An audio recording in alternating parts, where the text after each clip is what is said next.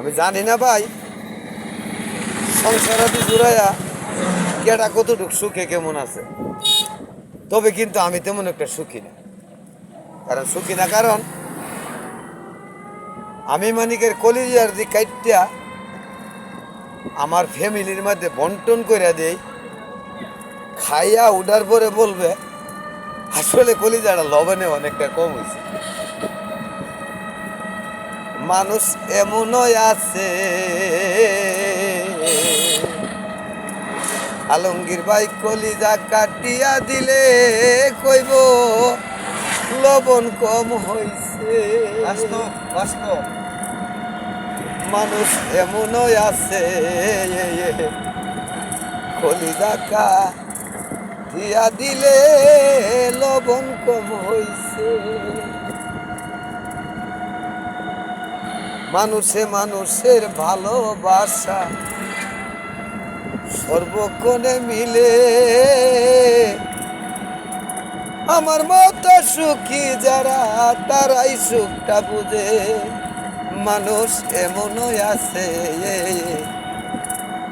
কলিজা কাটিয়া দিলে কইব লবণ কম হইছে।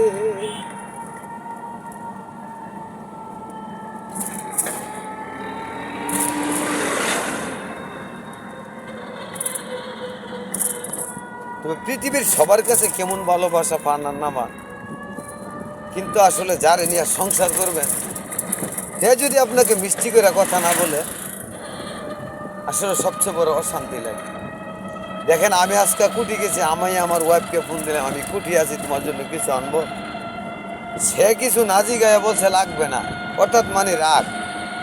তো সেই কারণে ওরে থাকতে যদি না পাই তোরে, ওরে থাকতে যদি না পাই তোরে চাই না মরিলে, ওরে তাই বুঝি আর বুকবে সে যায় মানিকের নিশি না রাতিরে, আমি নিশি গো রাতিরে। আমার পাশে আমার আলমগীর ভাই আছে, আসলে আমার সম্বন্ধে কিছু জানে আর না জানে আমার এই ভাইজান।